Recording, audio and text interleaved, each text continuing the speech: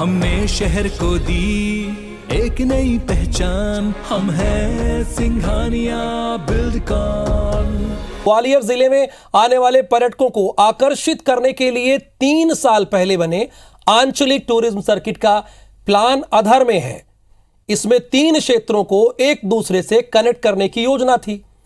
Planning में करीब 155 kilometre के दायरे में मौजूद प्राचीन काल में समृद्ध रहे ऐतिहासिक, आर्थिक और प्राकृतिक संपदा की धरोहर समेटे अनछुए स्थलों को शामिल किया जाना था।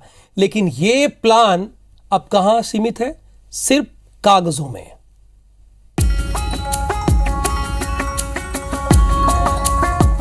ग्वालियर चंबल इलाके का 155 किलोमीटर का टूरिस्ट सर्किट गुजरे कई सालों से सरकारी कागजों में कैद है।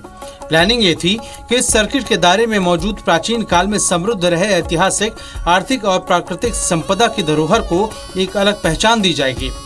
बेहट में संगीत सम्राट तानसेन की जन्मस्थली, रतनगढ़ मंदिर, देवगढ़ का प्राचीन किला, पिछोर का किला, मराठा और अंग्रेजों के बीच हुई संधि के प्रतीक सालबाई को इस सर्किट में शामिल करके काम होना था। इन स्थलों का भ्रमण करने के बाद पर्यटक को सीधे हरसी डैम होकर करेरा अभ्यारण्य से झांसी को जोड़ने की प्लानिंग थी। ग्वालियर शहर से शीतला माता मंदिर, अमरोल में 11वीं शताब्दी का शिव मंदिर, आंतरी में मुगल कालीन छतरी, छीमक से रियासत कालीन बाजार रहे करियावटी होकर सम्राट हर्षवर्धन के समकालीन और नागवंशी राजाओं की राजधानी, महाकवि भवभूति की कर्मस्थली पवाया और रियासत काल में प्रवासी व्यापारियों के लिए आकर्षण का केंद्र रहे साखनी गांव होकर इस सर्किट को सीधे दतिया जिले से जोड़ने की योजना थी।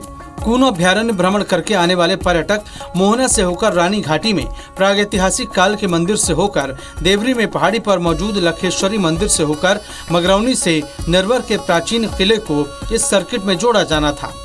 यहाँ से पर्यटक शिवपुरी और झांसी दोनों ही क्षेत्रों में भ्रमण की योजना के अनुसार जा सकते थे।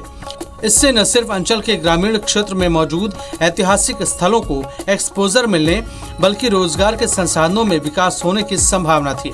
लेकिन अधिकारियों की उदासीनता और राजनीतिक इच्छा शक्ति की कमी ने इस महत्वाकांक्षी योजना को शुरू ही नहीं होने दिया। 5 स्थान ऐसे थे जहाँ पे पर्यटन के रूप में अगर विकसित किया जाता है तो वहाँ अपार संभावनाएं, और भारत सरकार ने इन 5 स्थानों को अपनी डीपीआर की सहमति प्रदान की है और स्टेट और सेंटर दोनों ने मिलकर डीपीआर का काम करना प्रारंभ कर दिया है।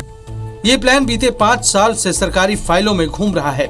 इसे अमली जामा पहनाने के लिए कुछ अफसरों ने जरूर चक्कर काटे, लेकिन नतीजा सिफर रहा, क्योंकि जिस मजबूती से इन सर्किटों का प्लान बनाया गया था उस पर ग्राउंड लेवल पर उतनी तैयारी नहीं थी। लिहाजा अब कांग्रेस इस पर सवाल उठा रही है। पिछले 15 वर्ष से निरंतर भाजपा इसका ऐलान कर रही है, धरातल पर कुछ भी नहीं है। केंद्रीय मंत्री आते हैं, वो भी इसका ऐलान करते हैं। उनके मन में क्या है, मन की बात किसी को नहीं मालूम। मुझे लगता है इससे दुर्भाग्यपूर्ण कुछ नहीं होगा कि इस टूरिस्ट सर्किट के लिए कुछ प्रोत्साहन न दिया जाए। मध्य प्रदेश के टूरिज्म विभाग ने अब फिर से काम करना शुरू किया है, लेकिन वो अभी प्रेजेंटेशन और कागजी ही है। ऐसे में कह पाना मुश्किल है कि ग्वालियर में 155 किलोमीटर टूरिज्म सर्किट कब तक डेवलप होगा।